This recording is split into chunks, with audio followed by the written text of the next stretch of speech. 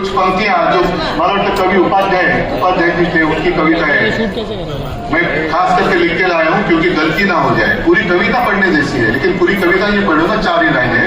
और उन्होंने लिखा है कि अब द्रौपदी क्या करेगी, तो उन्होंने द्रौपदी के लिए कहा है, सुनो द्रौपदी शस्त्र उठा लो, अब गोविंद आएंगे। अब गोविंद आने की उम्मीद छोड़ दो, गोविंद तो बैठा है अपनी आंखों पर पट्टी बांधकर धृतराष्ट्र जैसे। अब गोविंद आएंगे, छोड़ो मेहंदी, खड्ग संभालो, खड्ग संभालने का वक्त आया है अभी। खड्ग संभालो, खुद ही अपना चीर बचा लो, द्यूत बिछाए बैठे शकुनी, मस्तक सब बिक जाएंगे, 50 को के एकदम हो गए।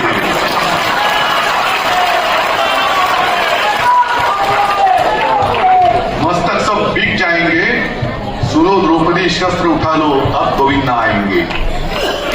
क्या यही हमारा हिंदू राष्ट्र और यही हमारे हिंदू राष्ट्र की कल्पना है? राम मंदिर बनेगा खास कर उत्तर भारतीयों के लिए या हिंदुओं के लिए बनेगा, लेकिन किसने बनाया? वो मोदी जी ने नहीं बनाया, कोर्ट के फैसले ने बनाया है। जब बाबरी गिराई गई थी तो ये सारे बीजेपी के लोग, सारे, मैंने मेरे भाषण में कहा है, ये सारे जितने सारे चूहे हैं ना, त्या चुहांच्या बिळामध्ये घुसले होते भाजपवाले, सब चूहे बाहर आए थे।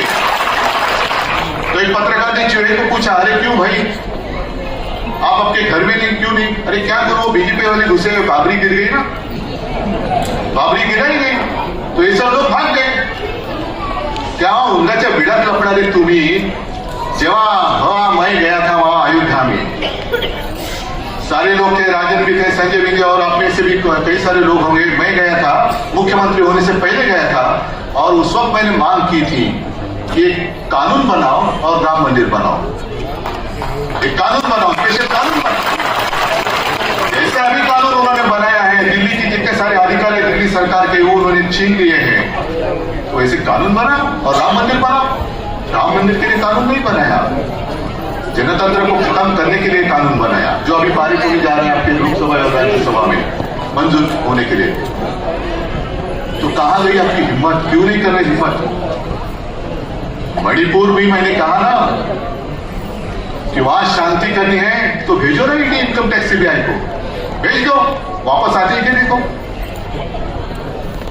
और शायद एक बात हो सकती है, अमित शाह जी एक बार जाके आए, दोबारा भेजो, जितने सारे वहां के जो लोग हैं दंगा फसाद करने वाले, सारे बीजेपी में ले लो, मणिपुर शांत हो जाएगा।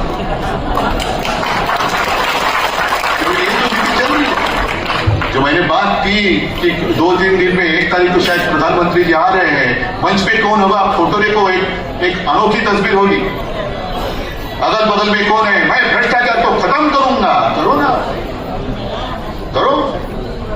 लेकिन जिनके ऊपर आपने आरोप लगाए 70,000 करोड़ के भ्रष्टाचार के, उन्हीं को लेकर आपने महाराष्ट्र की सरकार जो शिवसेना तोड़कर आपने बनाई थी, मजबूत थी, तो भी और मजबूत करने के लिए उनको तोड़ा, तो और कोई मिला नाही। म्हणजे असं काय आहे का की चिखल उगवायला दुसरीकडे असला तो मळ आणि भाजपाला आला की कमळ, का कमळ फुलवायला तुम्हाला मळ लागतोय? सगळे भ्रष्टाचारी टीका, तू भ्रष्टाचार कर रहा है, आजा आजा मेरी गाड़ी में बैठ जा, भ्रष्टाचार की गाड़ी चल रही है, तेज बुलेट ट्रेन चल रही है, भ्रष्टाचार की गाड़ी। अरे भारतीय जनता पार्टी, आप नाम लेने के लिए शर्म आनी चाहिए, ये तो भ्रष्ट जनता की पार्टी हो गई है, भ्रष्ट जनता पार्टी। क्या आपका शासन है कहां?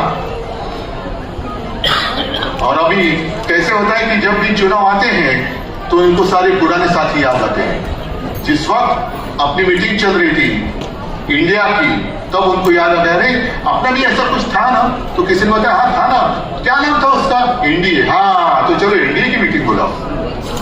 एनडीए में कितने सारे लोग बैठे थे, सब आधे अधूरे।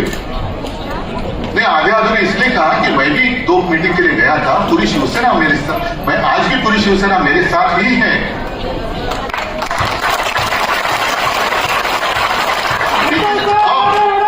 आप इतने ताकतवर हो गए तो भी आपको ऐसे तोड़ मरोड़ कर पार्टी मजबूत करने की क्या जरूरी है? मतलब आप में आत्मविश्वास नहीं है, आपको पता चला है कि 2024 के बाद आपकी सरकार टिकने वाली नहीं है।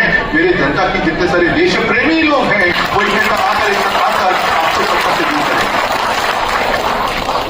हमारा गुनाह क्या है?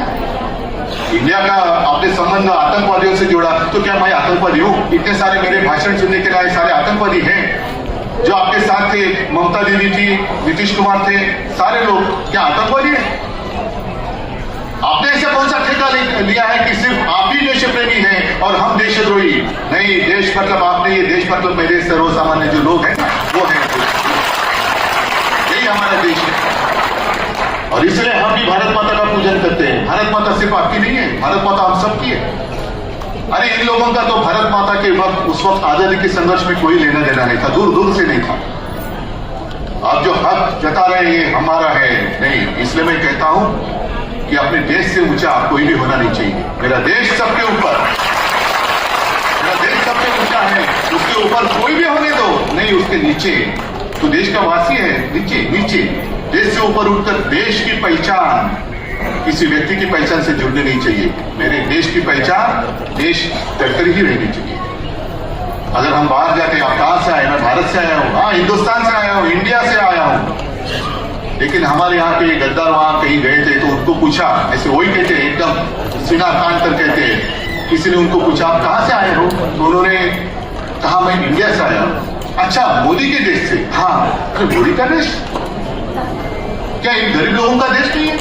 गरीब लोगों का देश नहीं है? ये देश मेरे गरीब लोगों का है, देश की जनता का ये देश है। सिर्फ एक व्यक्ति का देश नहीं है, एक व्यक्ति कोई मालिक नहीं बन सकती। और इसलिए मैंने कई बार कहा है, अब जो एक चर्चा, इनका क्या होता है, जब चुनाव आते हैं तो आपस में लड़ाई लगा देते हैं, हिंदू मुसलमानों की लड़ाई, आपस में जाति पाति की दीवारें खड़ी करते हैं। आप लड़ते रहो, हम राज करते रहेंगे और विकास के सपने दिखाएंगे। विकास, हम विकास कर रहे, क्या किया है विकास? विकास तो अंग्रेज भी कर रहे थे, तो क्यों हमने सबने उनको क्यों भगाया? हमें विकास चाहिए लेकिन गुलामी नहीं चाहिए, हमें आजादी चाहिए। आप हमें विकास का सपना दिखाएंगे और आपको गुलाम बनाएंगे, हम मंजूर